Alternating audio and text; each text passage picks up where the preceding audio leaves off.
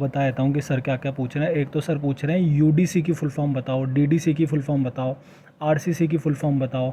ठीक है, फिर पूछ रहे हैं कि 19th एडिशन किसने प्रिंट किया था वो बताओ सर को। फिर ये पूछ रहे हैं कि तीन ये क्या क्या होते हैं वॉल्यूम्स में, मेन कैटेगरी क्या होते हैं, इंडक्शन टेब, इंट्रोडक्शन होता है, शेड्यूल होता है, रिलेटिव इंडेक्स होता है। ठीक है, नोटेशन नहीं पूछ रहे हैं कितनी मेन क्लासेस होती हैं। तो ये बताना है टोटल हमें 10 मेन क्लासेस होती हैं। इसमें से सर पूछ रहे हैं कि कौन से टॉपिक में कौन सी मेन क्लासेस आएंगी। ज़्यादातर जो सर मेन क्लासेस पूछ रहे हैं ना, वो एक तो पूछ रहे हैं फ़िलासफ़ी, एक पूछ रहे हैं टेक्नोलॉजी, एक सोशल साइंस और एक लैंग्वेजेस। ये जो मतलब मैंने देखा सर जो पूछ रहे हैं बच्चों से। ठीक है, इसमें क्या होता है कि यहाँ पे हमारे जनरल ज्योग्राफी और हिस्ट्री ये भी पूछ रहे हैं 900 करके। ठीक है, नेक्स्ट बताता हूँ। और ये होते हैं अपने 7 ऑक्सिलरी टेबल्स होते हैं जो इसके साथ होते हैं। ठीक है, अपने 10 मेन क्लासेस होते हैं, 100 डिवीज़न होते हैं, 1000 सेक्शंस होते हैं।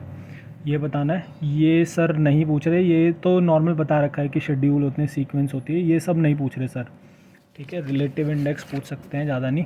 हाँ, ये ज़रूर पूछ रहे हैं कि ACCR क्या होता है। तो ACCR होता है एंग्लो अमेरिकन कैटलॉग रूल्स होते हैं।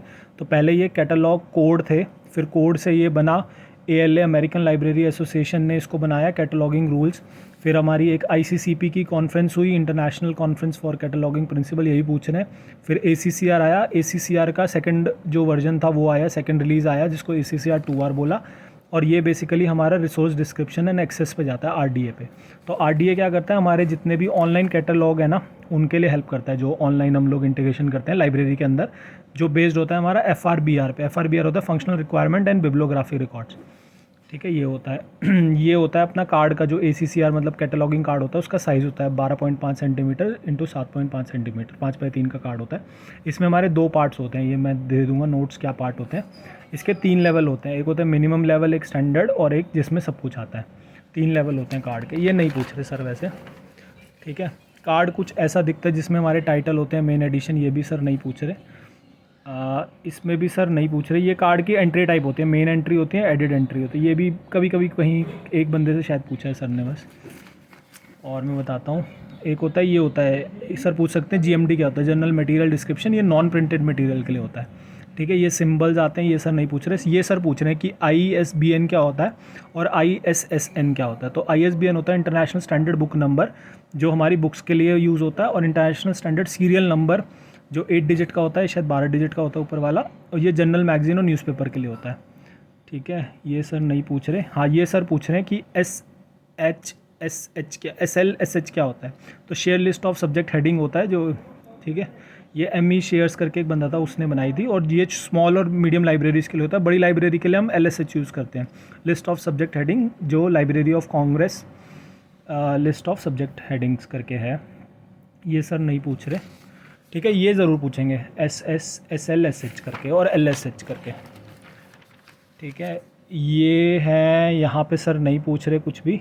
हाँ, ये सर क्वेश्चन पूछ रहे हैं कि अगर 2 ऑथर हो या 3 ऑथर हो तो आप कैसे करोगे। अगर मैं आपको बता देता हूँ, अगर 2 ऑथर हैं तो ऑथर में क्या होता है, हमारा प्रिंसिपल रिस्पॉन्सिबिलिटी इंडिकेटेड आता है कि उसकी क्या रिस्पॉन्सिबिलिटी है। ये रूल नंबर 21.6A और 21.6B होता है। तो बुक रिटन बाय अगर 3 ऑथर है तो उसमें देखा जाएगा प्राइमरी कौन सा, रिस्पॉन्सिबिलिटी किसकी आ रहा है। अगर ऑथर 3 से ज़्यादा होते हैं तो हम टाइटल पे आते हैं, बुक के टाइटल पे डालते हैं, plus first name of author डालते हैं, सेकंड नेम नहीं डालते उसका। ठीक है, ये हमारे 3-4 होते हैं। अगर ऑथर एडिटर है तो क्या होगा, सुडोनिमस है, ये सर नहीं पूछ रहे। ठीक है, नेक्स्ट सर ये इसमें सर पूछ रहे हैं ये वाला कि मार्क 21 होता क्या है। तो मार्क 21 कुछ नहीं है, मार्क 21 होता है मशीन रीडेबल कैटलॉग्स होते हैं। जो मशीन मतलब ACCR होता है, कैटलॉग होता है। आपने कैटलॉग का फॉर्मेट बताया, मार्क बताता है कि उस कैटलॉग को आप कैसे बनाएं ताकि हम लोग सब लोग एक दूसरे से एक्सचेंज कर पाएँ। तो मार्क 21 जो है वो इवॉल्व हुआ है, जैसे यूनीमार्क, LC मार्क, US मार्क, फिर आया मार्क 21। ये लाइब्रेरी के ऑटोमेशन में हेल्प करता है, जैसे हमारे ऑनलाइन पब्लिक एक्सेस कैटलॉग होते हैं। तो ये सारी मार्क फॉर्मेट में होंगी तभी हम लोग उसको भेज पाएंगे, दूसरे के साथ शेयर कर पाएंगे। अगर सब लोग अपना अपना फॉर्मेट यूज़ करेंगे तो हम कुछ नहीं कर पाएंगे। ये मार्क का स्ट्रक्चर होता है, मैं भेज दूंगा अगर इसी को पढ़ना है तो। हाँ, ये क्वेश्चन सर ज़रूर पूछ रहे हैं कि मार्क 21 के टैग्स क्या होते हैं। जैसे कि उन्होंने मुझसे पूछा ISBN का टैग क्या होता है, तो आपको बोलना है 020। फिर उन्होंने पूछा DDC कॉल नंबर 080A082। फिर उन्होंने पूछा लैंग्वेजेस का, तो आपको बताना है 546। फिर उन्होंने पूछा टाइटल का, तो 245। देन वो कई बार पूछ रहा है ऑथर का क्या है, तो आपको लिखना है 100 फॉर पर्सन आएगा, 110 for corporate, 111 for meeting and 130 for uniform title, ये आपको बताना है, ठीक है। नेक्स्ट सर ये पूछ रहे हैं शेयर लिस्ट क्या होता है। तो शेयर लिस्ट मैंने बता दिया, स्मॉल लाइब्रेरीज़ के लिए सब्जेक्ट वाइज हम लोग बुक्स को अरेंज करते हैं। बड़ी लाइब्रेरीज़ में हम लोग क्लास नंबर और ये यहाँ पे हम सिंपल सा कॉम्प्लेक्स नहीं बनाते कभी भी, तो ये हम बताएंगे। तो सर पूछ रहे हैं NT BT RT ये क्या है। तो ये होता है यहाँ पे जब भी हम सब्जेक्ट वाइज अरेंज करते हैं तो हम अल्फ़ाबेटिकल ऑर्डर वाइज अरेंज करते हैं, जिसमें हमारे नॉन प्रेफर्ड हेडिंग्स होते हैं और प्रेफर्ड हेडिंग्स होते हैं। नॉन प्रेफर्ड हेडिंग्स होते हैं हेडिंग्स जो नॉट इन यूज़ होती हैं, मतलब नई हेडिंग्स आई हैं। प्रेफर हेडिंग्स में हमारे आता है NT BT RT और UF करके। तो ये मैं बताना चाह रहा हूँ कि NT होता है narrow term, broad term, related term and use for. तो ये बताना नैरो टर्म होती है बेसिकली जहाँ पे जैसे कि physics is a narrow term, economics ले लो, economics is a narrow term, ठीक है। इकोनॉमिक्स के बाद क्या होता है, इकोनॉमिक्स के बाद हमारी आती है माइक्रो इकोनॉमिक्स, मैक्रो इकोनॉमिक्स, तो वो ब्रॉडर टर्म हो गई। तो ऐसे करके आपको ब्रॉड और नैरो टर्म बतानी है, ठीक है। ये क्वेश्चन सर ज़रूर पूछना है। ये है कीवर्ड इंडेक्सिंग। तो कीवर्ड इंडेक्सिंग को हम कैचवर्ड इंडेक्सिंग भी बोलते हैं। ये सारी चीज़ें हैं, बेसिकली कुछ नहीं है, कीवर्ड्स देते हैं चीज़ों को ताकि ढूंढने में आसानी रहे।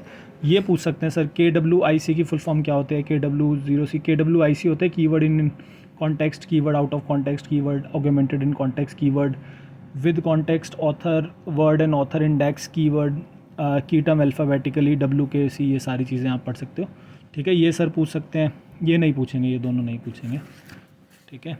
यहाँ पे ये कुछ नहीं है, ये भी मत पढ़ो, ये भी नहीं पूछने वाले सर, ये नहीं पूछ रहे, ठीक है।